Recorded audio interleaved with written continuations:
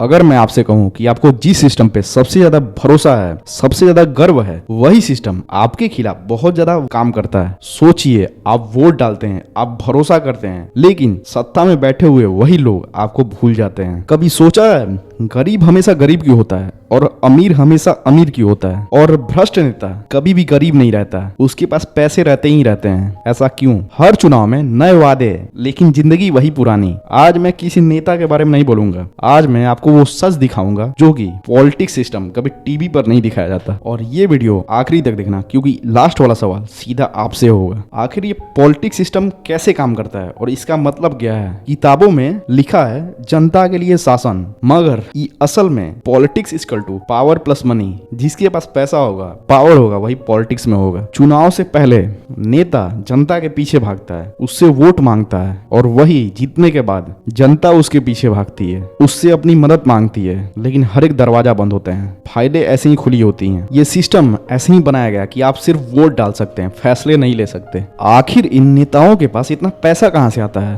कि ये पार्टी प्रचार में करोड़ों रुपए खर्च कर देते हैं? असल में जो इनको पैसा मिलता है, चंदा, माफिया मार्केट या जो भी कहो, वही नियम बनवाते हैं इनसे, और बाद में वही सत्ता में बैठते हैं। जो भी पैसा देता है वही नियम बनवाता है। इसीलिए अमीर हमेशा अमीर ही होता है और गरीब केवल भाषण सुनता है। सीधी भाषा में पॉलिटिक्स अब कोई सेवा नहीं रह गई। पॉलिटिक्स बस एक इन्वेस्टमेंट हो चुका है। इन्वेस्टमेंट। चेहरे बदलते हैं, सिस्टम नहीं। हर चुनाव में नए चेहरे, नए वादे, नई उम्मीद, लेकिन जिंदगी वही पुरानी, सिस्टम वही पुराना। क्योंकि सिस्टम को ऐसा बनाया गया है कि नेता हमेशा सुरक्षित रहे और जनता हमेशा उलझी रहे, और मीडिया शोर करता रहे। आप धर्म में उलझे रहें, आप जाति में उलझे रहें, आप आपस में लड़ें, और ऊपर सत्ता में मजे रहे। मीडिया और माइंड कंट्रोल। आजकल मीडिया एक दलाल हो चुका है। सीधी भाषा में बोलें तो आपको जो दिखाया जाता है वो सच नहीं होता है, और जो सच होता है वो दिखाया नहीं जाता है। ऐसे बहुत से केस हैं जो कि दिखाया अब तक नहीं गया है। जो रिसेंटली उत्तराखंड में अंकिता भंडारी के साथ हुआ, जिसके पीछे एक वीआईपी का हाथ था।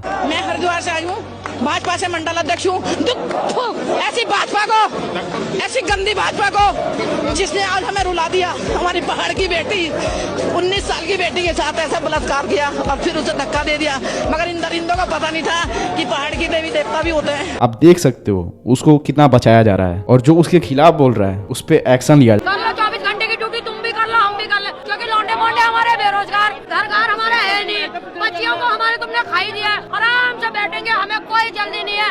धाकड़ जी, तुम थोड़ी भात खाओ, हम भी रात को बैठे हैं यहाँ, कहीं नहीं जाएंगे। मतलब बचा ले जितना बचाना है अपने वीआईपी को, लेकिन खुली चुनौती है, जिस दिन ये वीआईपी उत्तराखंड में दिखा, और जो छुपाया जाएगा वो कभी मुद्दा ही नहीं बनेगा। असल सवाल दबा दिए जाते हैं और फालतू की बातें ट्रेंड कराई जाती है। जैसे कि रिसेंटली आशीष चंचलानी ने एक पोस्ट किया था, एक मीडिया का टेम्पलेट, एलियन धरती पे आ चुके हैं। आज से ठीक 6 दिन बाद क्या एलियन आने वाले हैं? एक मीडिया ने कहा था, और कोई टॉपिक ही नहीं बचा। आपको लगता है कि आप सोच रहे हो, लेकिन आपको असल में सोचना सिखाया जा रहा है। आम आदमी कहाँ खड़ा है? आम आदमी टैक्स भरता है, नियम का पालन करता है, लाइन में खड़ा होता है, लेकिन न्याय देर से मिलती है, सुविधाएं अधूरी मिलती है, आवाज अक्सर दबा दी जाती है। सिस्टम में आम आदमी आखिरी नंबर पर है। सवाल ये नहीं है कि नेता कौन है, सवाल ये है क्या अब हम ऐसे ही हमेशा इस्तेमाल होते रहेंगे? जब तक आप सवाल नहीं पूछेंगे तब तक आप जागरूक नहीं बनेंगे। आप सिर्फ किसी पार्टी के फैन नहीं, नागरिक बनिए। सिस्टम नहीं बदलेगा। पॉलिटिक्स का अंधेरा पक्ष तभी समाप्त होगा जब जनता जिम्मेदार इंसान बनेगी। सिस्टम बुरा नहीं होता, बस चुप रहने वाले लोग बुरे होते हैं। अब फैसला आपके हाथ में है। जय श्री राम।